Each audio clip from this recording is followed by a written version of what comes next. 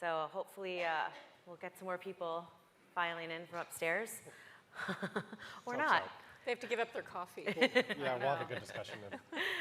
So I'm really excited for this whole panel series today, and especially for this panel with these two wonderful people. I'm Karen Apple. I'm Vice President and Climate Change Lead for AECOM, and I'm going to let Eric and Susannah introduce themselves, and they're going to give about a 10-minute presentation each of just their thoughts on where we are. Ooh, okay. Their thoughts on where we are today and how history has kind of dictated where we are today as far as climate change goes, and then also some examples of ways that we could combat climate change impacts. And then we'll have a little discussion, and then we'll have some time for Q&A, because I'm sure all of you have some great questions for them. So go ahead, Eric. All right. So I'm Eric Sanderson. I'm an ecologist. I work at the New York Botanical Garden. I study the historical ecology of New York City. And so I'm going to try and, in 10 minutes, oops, can I have the first slide, please? Talk to you. Yep. There you go. About what does the future hold. So I have 10 minutes to give you 9 points, 3 frames, 3 concerns, and 3 responses about ways to think about the future through 2075. That's our charge today. So one is that we live in a city in nature, and I mean that both metaphorically and actually as a literal matter, that our city is actually quite small. In part of this other small thing, which is humanity, which is part of the living things of this planet, which are part of the non-living aspects of our universe, which are large and powerful. And all these things together are nature. So what we need is a city that knows how to work for nature within nature. That's point one, because there are these interactions that go across. And the way we get there is by thinking across generations, not just thinking about our own time. I'm here with you. I'm Eric. I'm 58. My son couldn't join us today, but he lives here in the city. He's 24. Just to give you an idea what 2075 means, in 2075, I would be 108, were I still alive, and my son would be 74 years old. Everett's children might be 45 in 2075, and maybe they would have children who might be 15 years old. So that's the kind of time frame that we're thinking about. But of course, cities aren't just about the future. We are living in the legacies of the past, the legacies of what my father and his generation decided, about what my grandfather was thinking, and even the decisions of our great-grandfathers and great-grandmothers. That we need to think in this 7-generation way, which is what the indigenous people of this region thought when colonization happened 400 years ago. And in fact, if you sort of think in this way, if you think through your family and you think about what each of them were thinking about the future ain't what it used to be.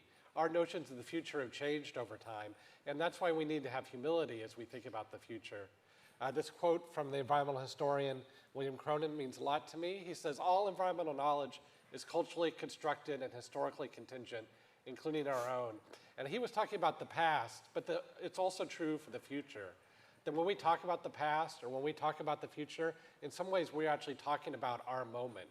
And you heard that in the plenary discussions this morning. And think about all the ways people have imagined the future of New York City as flying cars, or as a prison camp, or as a place that's been ravaged by diseases or by climate change, or any other crazy thing, right? There's this history of laying on to the idea of New York City our fears for the current moment.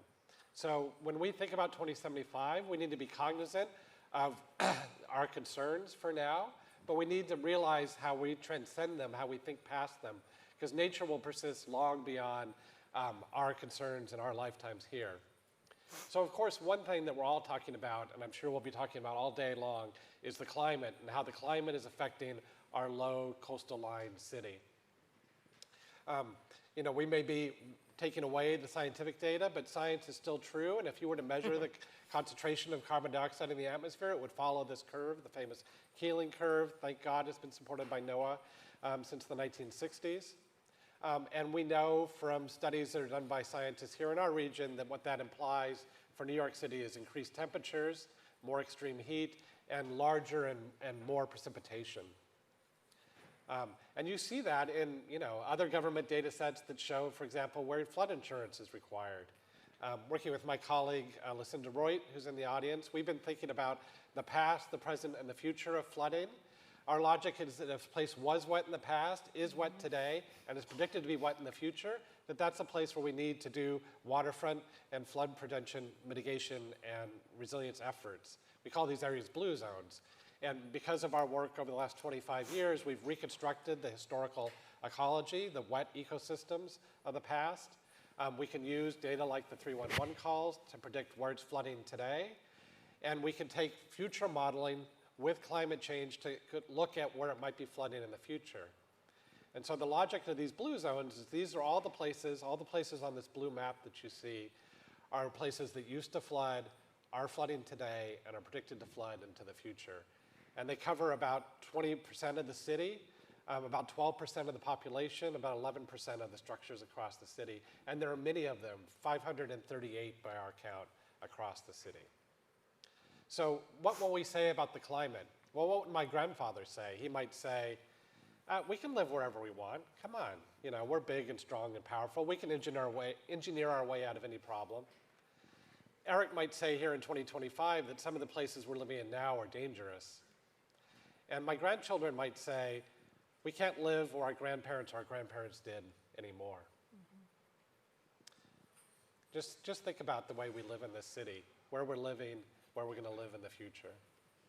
So, and that's important because cities are all about population. They are constructed habitat for people. This is the population growth curve since the first US Census in 1790, when there were 33,000 people living in New York City. You can see the tremendous growth of the 18th century, of the 19th century, leading up to the formation of the city of Greater New York in 1898. And then you can see really taking off in the 20th century until you get into the 1970s, and there's a collapse in the population, the fiscal crisis. There was a population collapse first that led to a fiscal crisis. If we update that for the 21st century, this is a slide from the New York City Department of City Planning showing the citywide population trajectory, including the big dip during COVID, right? And they've actually done some very careful work looking about why that dip happened. It wasn't just people moving away.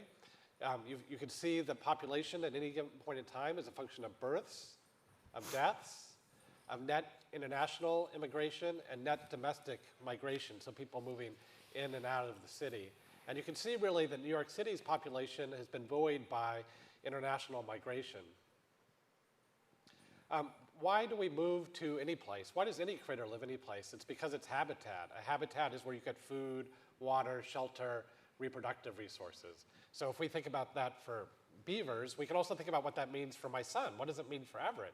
Well, he needs his groceries, he needs his housing, he needs his water, he needs schools for his kids someday, but he also needs safety and a job and fun and community. So these are all the factors that lead people to live in New York City or not to live in New York City. And New York City is a place, oops, this from my animation doesn't work, where my grandfather might have said, I don't think it's a very safe place to live in New York City. I might have said, wow, things can change so fast and in such a short period of time. And our grandchildren, I'm not sure what they're going to say. Will they say, where has everyone gone? Or will they say, I still like living here and so do my friends? And I think a lot of that conversation that they'll be having in 50 years has to do with decisions that we're making today about our city. Because people have choices. They can live in Chicago, they can live in San Francisco, they can live in Syracuse. Cities in the future will be competing for population, and so the secret of the city is to be a place that's safe and welcoming and where you can make an employment and raise a family. And that's why politics matters so much. We heard a lot about politics in the plenary, and for very, very good reason. We are a social species, we are a herd species, we are looking out all the time to see if the world is safe for us. It maybe doesn't feel so safe at the moment as it once did. And you can just pull these articles out of the New York Times over the last 3 months like I did, and think about how they relate to the population trends I talked before. So what will they say about the politics of the future? Well, my grandfather might have read this quote from Donald Trump in 1975, as long as you're going to be thinking anyway, think big. I will say, I am very concerned. And our grandchildren will say a lot has changed as a result. What those changes are is yet to be determined. Exactly. But what I would say as an ecologist is we have to think about this moment as a disturbance. And we know in ecology that disturbances work through this adaptive cycle, where if there's no disturbance for a time, the ecosystem builds complexity, it builds constraints, it conserves, and then that makes it fragile, and then it falls apart. It has this release moment through the disturbance. And that's what we're going through right now in our society, is that disturbance event. But the thing that's important about the disturbance isn't just the disturbance, it's the reorganization that follows. And then how, does that go back to the ecosystem we had before, or does it go to another alternative stable state? And I think that stable state is the future of a city that lies with nature, where we say to each other, nature your city, where we say to each other, we need to work together to make the future, and where we see that all these pieces are connected together, that we build the past to construct the future, a future that will allow the city to survive into its long-term future as a great place for all of us to live, where hopefully someday our great-grandchildren will say to our grandchildren, thank goodness our great-grandparents were thinking of us. Thank you very much.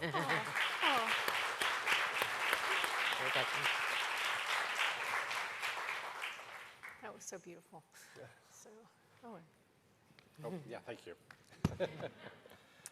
So I just wanted to, well, thank you for that beautiful presentation. Your work has really been an inspiration to me over the years. And thank you, Karen, for moderating this panel. And thank you to the Waterfront Alliance for organizing this incredible conference.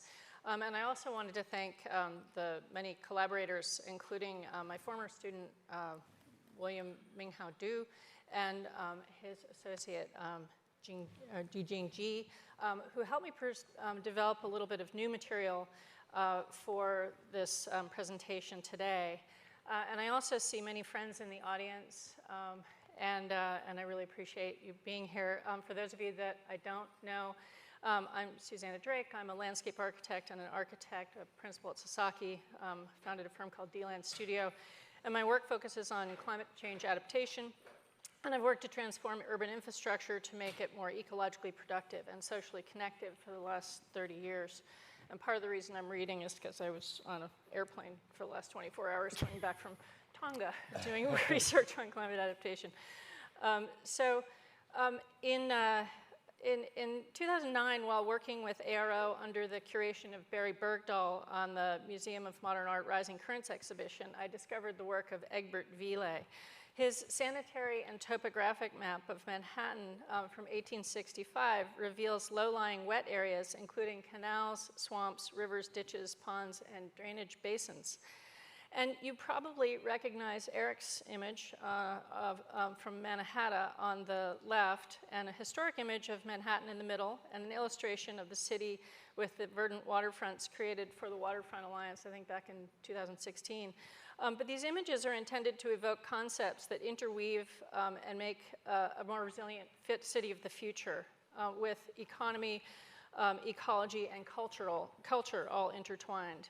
And the balance of these systems will need to shift as climate-related environmental impacts on people and the economy come into greater focus. So in Lower Manhattan,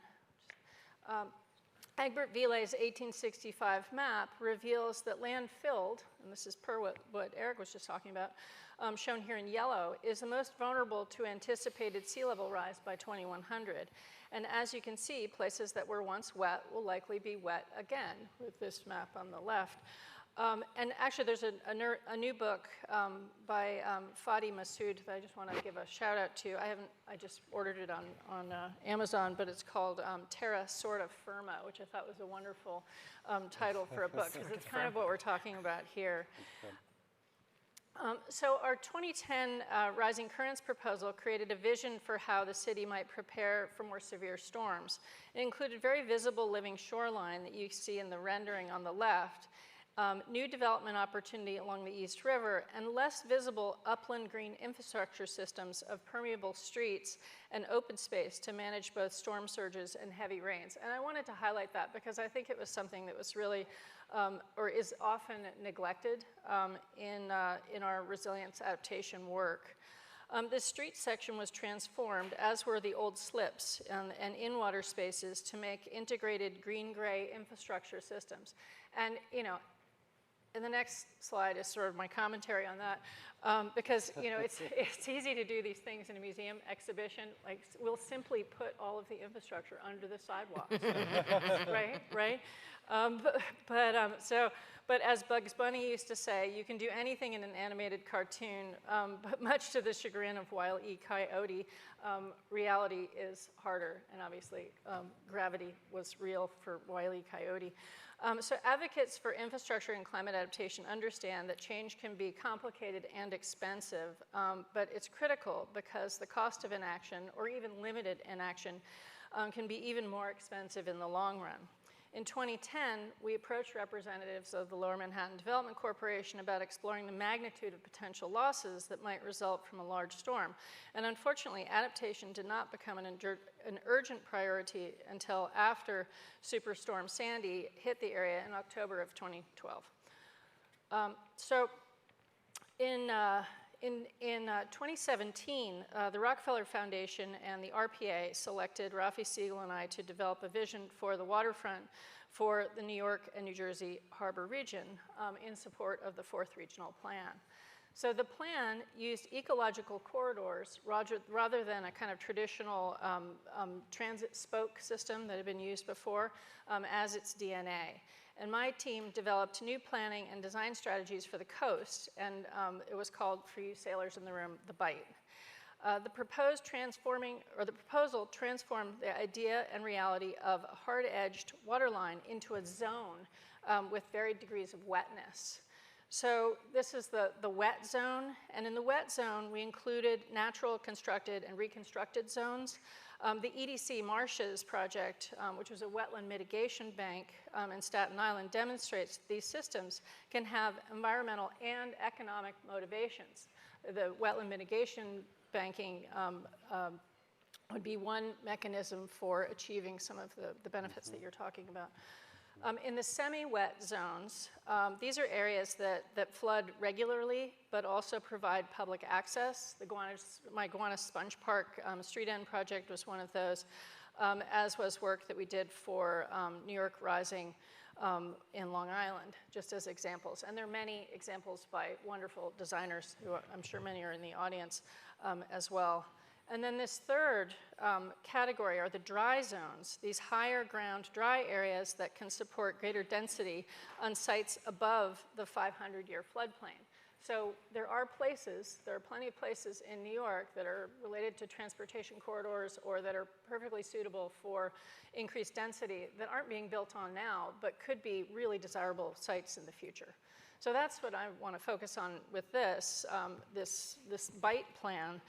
So in the coastal management zone, there's space for recreation, energy production, environmental stewardship, and new modes of habitation. So that's all happening in that kind of flex zone. And we studied 3 different sized areas with different densities: a beach house neighborhood in Seabright, New Jersey, located on a barrier island, a suburban area in Mastic Beach in Long Island, and then Jamaica Bay. And I'm just going to focus on Jamaica Bay for this presentation. But one of the critical issues is that when infrastructure isn't connected, it really doesn't work. And so this GIS analysis just highlighted some of the infrastructure that got broken during Sandy, and how, you know, that's a really big hurdle for the future. But there's infrastructure that exists that we can utilize. Those red lines that are crudely drawn over that map represent right-of-way corridors that are on high ground that are currently underdeveloped. So we took that as an opportunity to say, hey, you know what? I know this is a bitter pill for some people in the Rockaways, but you know, we may need to be moving away from those areas, not increasing development there, and proposed using the underbuilt right-of-ways along Atlantic Avenue and the LIE to create this new linear city. So moving, in this case, a couple 100,000 people out of the vulnerable zone, but also anticipating that the city's going to grow. So I think we added about 1 million people to that upper zone. And this was just an example of an area that was still on the waterfront, but elevated, but maybe designed in a different way to integrate more ecological principles. And these are just a couple of views of that kind of hybrid zone. And this was the kind of uber view of our project at the end. The RPA plans take decades to get built. But a lot of the concepts actually come true, like the pedestrianizing of Broadway, the 2nd Avenue subway, and the creation of Gateway National Recreation Area. Right? Right? And I also have been happy to see that city planning followed the RPA plan with significant attention now being paid to Broadway Junction at Atlantic and the Atlantic Avenue right-of-way. So models and projections have evolved since we developed the work on RPA, and also there's another project called the Queensway, which we've been developing, which can start to knit things together. So this is just an image from Climate Central, and it shows that this is this really cool app because you can toggle sea level rise, and in this case, I'm showing 5 meters, and this may seem like a lot, but by using this number, I'm also accounting for potential storm surge flooding. And as our Chief Climate Officer, Rit Agarwala, can attest, these tools are great, but also don't account for heavy rains. So with this in mind, we also need more permeable, spongy ground on upland areas or in upland areas. So the Queensway project that I mentioned before can be a place where these permeable grounds can happen, can be created by adapting lowland and derelict green corridors as new connected infrastructure for both water and for people. As an example, the Queensway is 3.5-mile abandoned rail corridor on the right-of-way that I've been working on for over a decade, and it's now becoming a reality. And what's really wonderful to hear was Grace Meng's support for NOAA and the public agencies today, because she's been a supporter of the Queensway for a long time, and I love the idea that this project in her district could potentially, be this connective tissue, this kind of future, or part of this future vision for the waterfront. So there's potential to create strong ecological connection to the waterfront with varied successional landscapes with patterns shifting based on microclimate. And the project is a case study of how we can knit urbanity with upland coastal ecosystems. So the elevated landscape on the southern part of the Queensway extends through neighborhoods and could stretch out over Jamaica Bay as the waters rise to give public access for fishing, water recreation. So, and then this is some of the new work that we developed with Jijing and William. So bringing together the BITE work with the Queensway work and starting to visualize these new corridors along Atlantic Avenue, but then also thinking about the intersection and how those intersections may start to create some significant development opportunities. This is like, I'll give this to you, Michael, after. But so bringing together, so to the north, we created a cultural hub with an artist live work studio space and galleries. In the center, there's a campus of some sort. In the south, a mixed-use commercial hub that can take advantage of technology developed on the campus.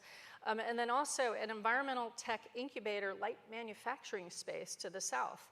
So, and I love that it's located on Conduit Avenue, and it could be a conduit for innovation.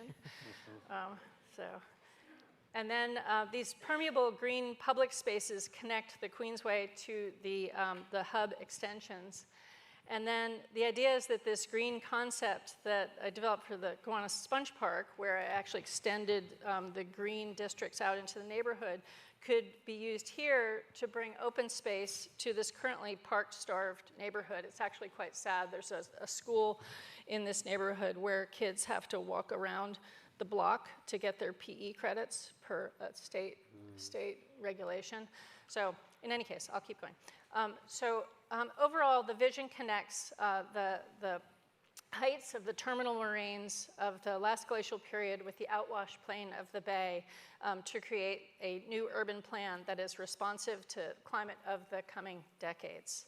And to conclude, as we seek to balance the needs for more housing and development with climate change, understanding the natural hydrologic, ecological, and geological systems will be critical.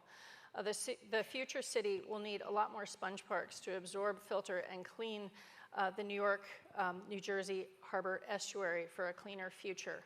And I think just as a plug for one of the speakers later in the day, I think Kwan-John Yu is going to be talking about how some of these ideas have been implemented in China through his green, or through his sponge cities concept. Yep. So, right, thank you. Thank you, Susannah. Thank you, Eric. Let's put the last one on instead, maybe. I think they'll turn Or it they'll, on. yeah, that's a better kind of bigger vision. So, Eric, I loved and I appreciated the way you kind of talked about the historical ecology and the differences of how we viewed things through the generational perspective. So, can you maybe put that in context for practitioners, planners, designers, engineers, scientists, landscape architects, and how we can modify our methods in today's thought cycle to potentially see opportunities in the future for resisting climate change impacts? Yeah, so I'll be very brief.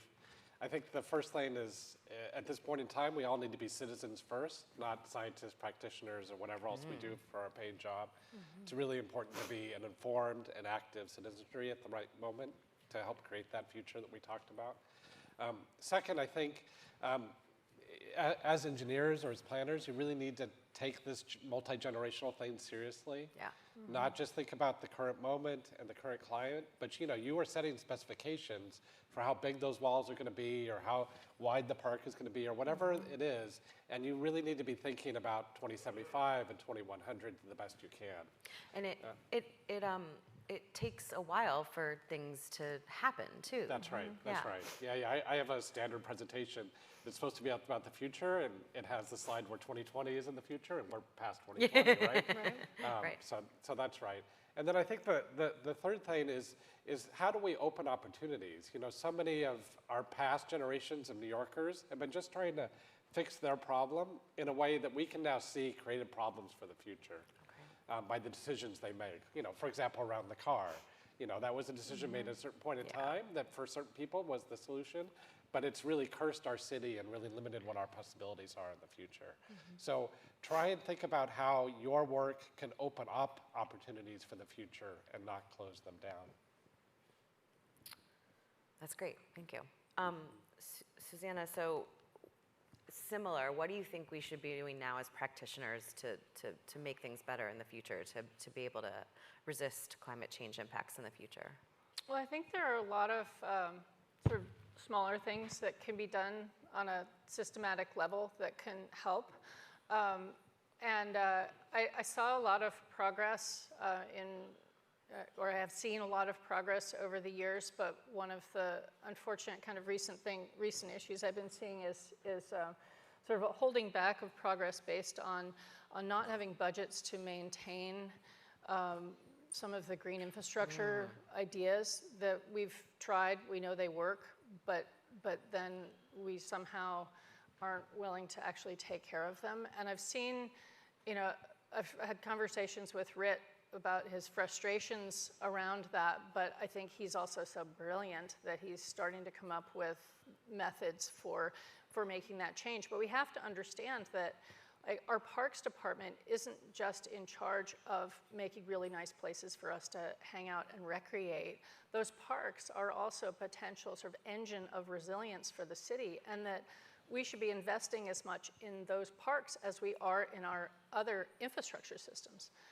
And it's just fundamental, and it's really important. There's even this kind of surprising thing, which is a reason why a lot of places are parks, is because they were wet and resilient in the past, right? So that's why they ended up being parks and why we depend on them now. Yeah. I think what I thought you were going to say about parks is that they also have this, huge part of maintaining all of the parks. So Right. it's the same kind of thing with having to maintain the parks, the resiliency in resilient designs. You know, cloudburst is designs are happening now. So Well, I think that's, that's this idea of cities in nature, that nature is our infrastructure, right? It's not the thing on the side or the thing that's nice to have. It actually is the fundamental thing that makes the city successful. So we need to treat it that way, the way we treat police or fire or medicine or any other aspect of our right, society. street cleaning. Street cleaning. Right. We need to put the same level of investment into our parks as we do in our other vital infrastructure. And I think one of the sort of elements that your Wallachia work points out is that there are these places where that integration can naturally happen, the places where the water wants to come back, and these former streams, these former swamps, these wetland zones that are currently buried or put into pipes, and we are seeing examples of the reemergence or the bringing back of these natural water bodies, the daylighting. Thank you. But moreover, the water doesn't care, who owns it. Exactly. All it cares about is what's downhill, right? It's going to go where it wants to go. It's going to go where it wants to go. Okay, so then what do you think, so that's your answer for today. What's your answer going to be if I ask you the same thing 25 years from now, people in our position 25 years from now? Do you think it'll be different? Well, they will be living in the lived experience of climate change. The way we have seen a little bit with hurricane and with Ida, but imagine that happening every 2 to 3 years, right? Yeah. And the nor'easters on top of it, right? It'll be in everybody's mind, and it's an existential issue for a low coastal city like New York. All the things that made the waterfront a great place for maritime activity, and all the things that led us to this city that we have, they can turn on us and they can bite on us, and that's why we need to be smart about it. And I don't think the kind of construction that's happening here at the Battery can extend over the 520 miles of coastline of New York City. So there's got to be other solutions, other alternatives, and those are going to take time, because once it starts to rain, it's already too late. Then it's just about emergency management. These need to be landscape level interventions that need to be planned smartly and kindly and over a long period of time to make our city the city that we want it to be in 2075. Okay, so then Susannah, my next question is, so just like Eric said, there's Battery Park City, there's other the Big U that was part of Rebuild by Design for Manhattan. A lot of these are in construction or decisions have been made. There's waterfront parks and improvements going on. Upper Manhattan, so some of them include nature-based solutions, ecology. Some of them include infrastructure that can take the impacts of the flood and get right back up functioning. So I think your Jamaica Bay example is great for that area because we have Gateway and because there's a lot of space there. But what about in these hardened areas? It's just not Manhattan. They have them in Jersey too. They have them along the whole northeast coastline. How can we take the examples that you've talked about with the nature-based solutions and the sponginess, and implement them in some of these hardened areas? I know.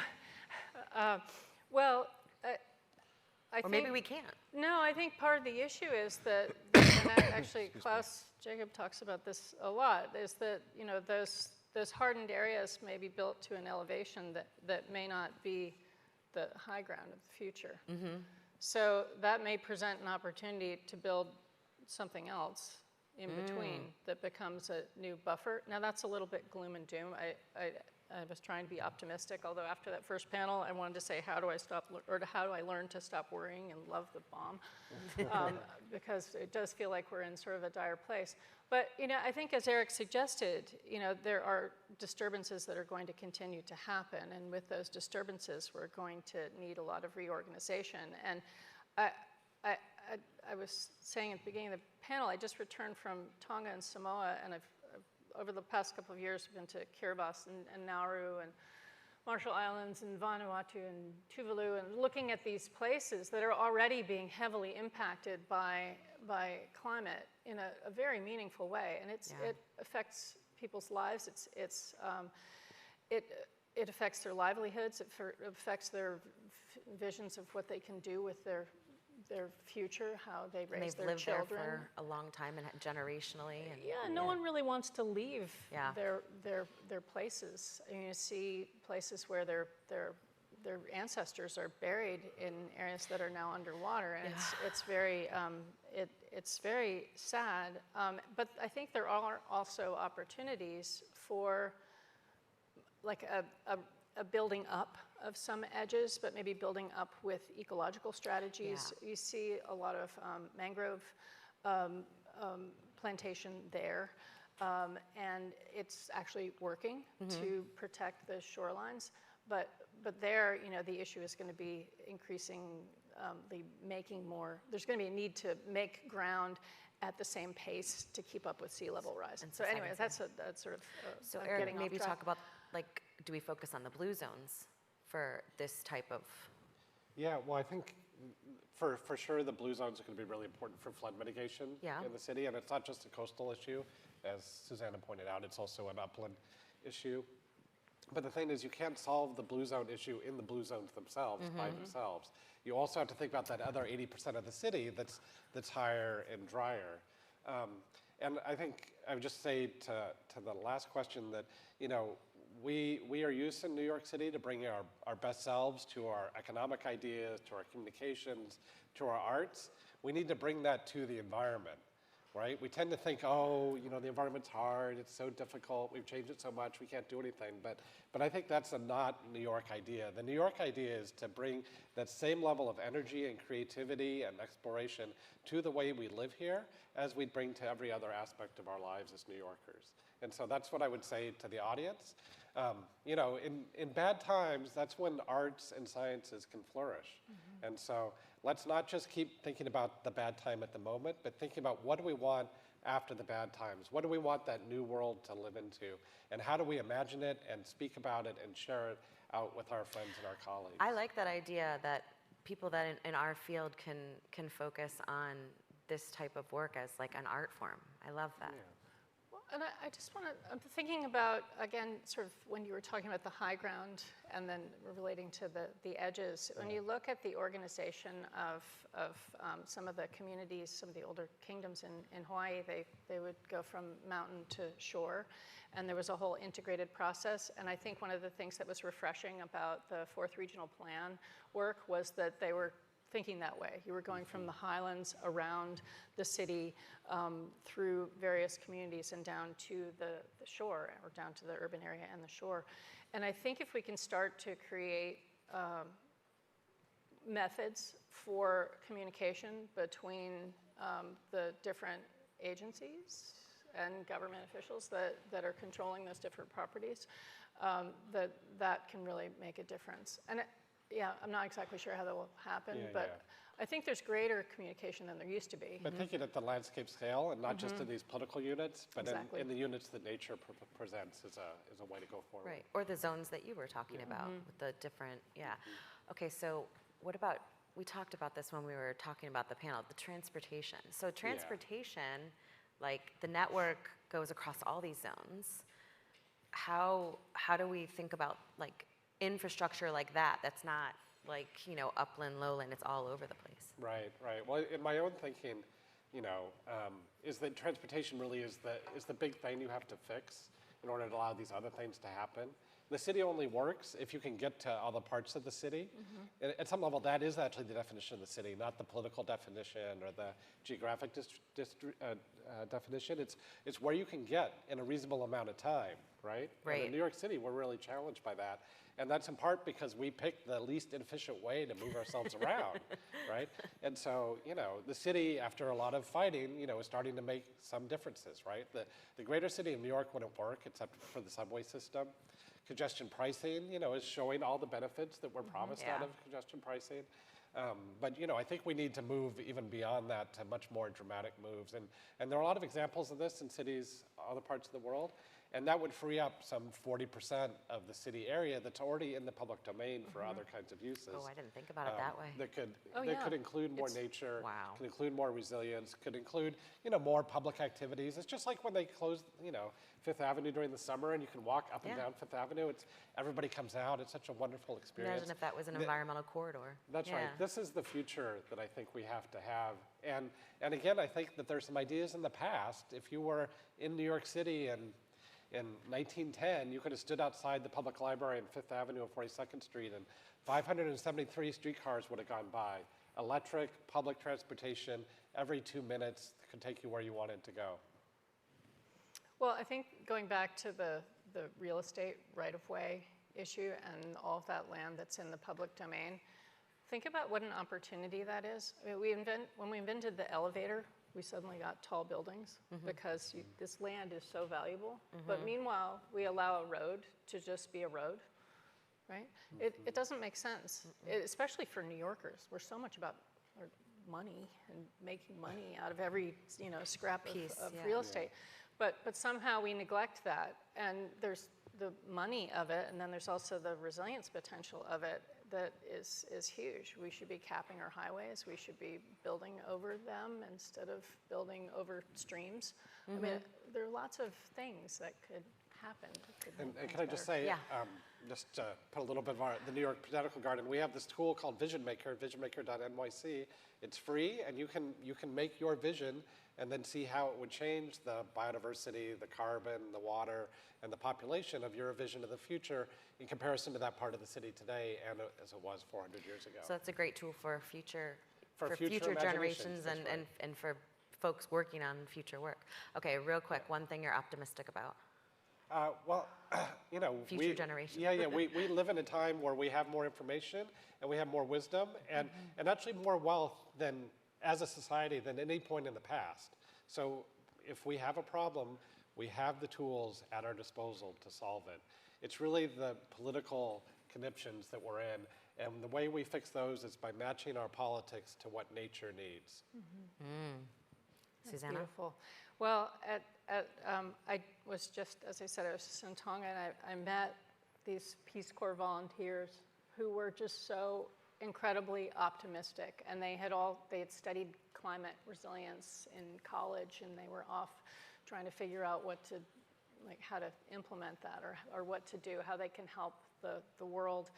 And there were hundreds of them. I mean, I met 2, but there are hundreds of these people, these students, these kids compared to me, like my kids. I have a son who's the same age as Eric's son, and they're thinking differently, and hopefully that will spell a different future. We're going to hear from some of them later. Yes, The what? indeed. Yeah, We're going to hear yeah, from it's some of them great. later in the That's third great. panel, yeah. So we're going to go a little bit over because we started a little bit late. So I just wanted to give if anyone has any questions in the audience, do we have a microphone somewhere?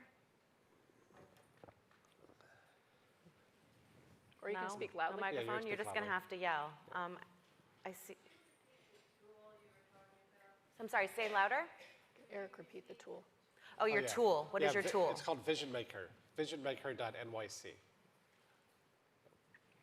There's also, sorry, No, go ahead. we also relaunched our Wallachia website on Earth Day a couple weeks ago. So now you can see the historical ecology of all 5 boroughs. You can figure out where all the wetlands and streams were. You can see where all the plants and animals lived. That's Wallachia, WELIKIA.org. Speak up. We have to speak. Susannah, I think you mentioned we had some interesting ideas to figure out the maintenance and operations of initiatives like this, which of course is a big pain for the parks department or even the city. Could you talk a little bit more about what those strategies might be? Let me repeat that. Just New York is such a special place. It has a lot of funders and a lot of people that want to be donors or try to help these public spaces not just get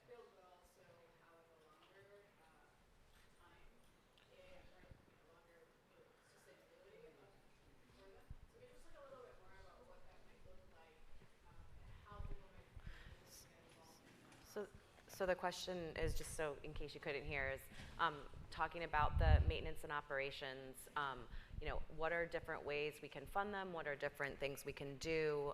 Just expanding on that a little bit more. Yeah, and I think, I don't want to speak out of school for Britt, but I just, my understanding was that he was working with experts in real estate and insurance to develop sort of assessments of ways to gather a fund or funds that would be dedicated to taking care of green infrastructure.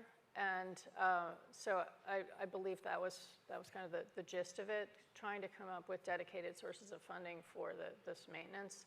I think, the other opportunity that's out there is that the Environmental Facilities Corporation has significant funding for for green infrastructure projects, and that can go to not-for-profits who have resources that can sort of help support the maintenance. So those are a couple of issues, but I am still a little bit concerned about sort of going backwards on some of the standards at agencies because of the lack of maintenance funding, and I think there needs to be an understanding from the administration that these agencies need to get the money they need for maintenance, like dedicated maintenance money. I'm going to add to that as a designer. So I think having the designers and engineers, landscape architects be involved in, be responsible for pulling together the O&M plans with the agency. If they pay us for it, I'm sorry. And applying costs to that, so that it's known what the potential amount may be, or even having to innovate so that the maintenance and operations is easier. But there are cases where you're not even allowed to talk about maintenance because there's an idea of a park being not requiring any maintenance. Yeah. So then basically they just degrade and they get replaced through capital funds. So. You have a question? Mauricio from the New York Harbor School. So it's really great to hear the generational talk. I think that we need to think long term and not just about ourselves. I also think, thank you. I also think that there's a lot of opportunity. I feel that the talk is valuable, but it's also a little unidimensional.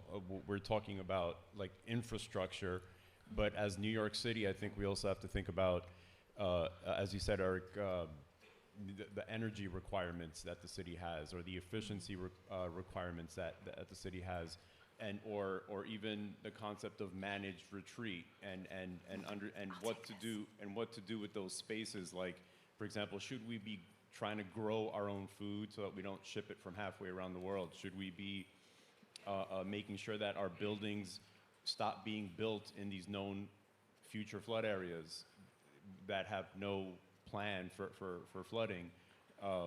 Like, how do we work with some of these issues that we have now, right? And not just the waterfront, I guess. So I will Yes. say, I'll let you guys answer, but I will say we're going to talk about that in the next part of this panel. And I know you guys could probably solve or give 10 minutes of dissertation on this, but we will talk about some of those things in the next panel Do you wanna session. go? Well, I don't know. I think that all those issues are really critical. I would say yes, 100%. yes. And I have a longer presentation with a lot more of that information in it. Yeah, I mean, I think there's a lot to what you said, especially with the RPA work. We did address a number of ways that managed retreat might happen, and it's good to see that those conversations are now happening much more freely, and that people are understanding the need for that relocation. But it's hard. It's now it's more out in the open. I would just say, cities are complex ecosystems, right? So they have multiple pieces, and we tend to sort of segment the pieces and concentrate on them. But you have to be aware of how the interactions are working. And actually, the only people in society who really have to deal with that on a regular basis are our politicians, right? Right? To say something good about politicians, it's a hard job because you have to balance all these different competing demands. And I think actually sometimes that's why they lean into their political decision-making processes as opposed to actually the scientific basis or what the best thing for the future is, et cetera, because it's just easier to handle that. And that's why, I really think that having ways to reform our politics is the way that we reform our future. All right, one last question. I see someone right there. Thank you so much for your thoughts, visions for the future. It's really important. He's coming with the microphone. We can't, yeah.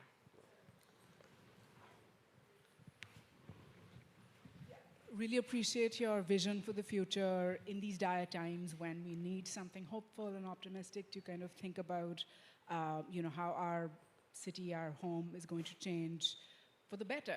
I'm also very mindful that everything you've laid out, people are going to be involved in creating that, planning that, building that, and it will have significant changes, transformations on people's lives, as they interact with these spaces in those social, ecological interactions that will be happening. So I guess my question is, what is your vision for how people will be transformed in 2075? I'm a social scientist, so I'm always thinking about that. Sure. I'm curious about your aspirations, hopes for that. So 30 seconds. Yep. Yeah. Well, I think my 30-second answer to that would be, that's why I tell stories. That's why I spend my life making maps of what this city used to be like and helping people try to imagine what it is. People talk about how the humanities and the sciences need to work together. And I think that's exactly why historical ecology matters. And I think that's actually the secret to the future, is to bring all our aspects of creativity, from the arts and the sciences, from the engineering to the design to the politics, to the forefront. So you're right, ultimately it's about how we talk to each other and the stories we tell each other about what we can do together. And I would say my youngest son is 23, and he is studying at the Shack real estate program. And when I hear about what he wants to do with that, I feel really optimistic, because he wants to make places for people that are affordable, resilient. I mean, obviously he's young and idealistic, but I feel like he, maybe growing up in my house, and then learning some really good skills at Shack, I feel that he'll have opportunities to build differently and maybe make those kinds of spaces that we aspire to create or that we envision. So, Well, thank you to Thank both you, of Karen. you. This was amazing. Thanks, Savannah. thanks. So I'm going to shamelessly plug our next panel in this series in this room after lunch, and I get to be a part of that. And then later in the afternoon, we will hear for some of those younger folks that have the future in our hands. So lunch is being served upstairs, and thank you guys all for your attention. Keep coming.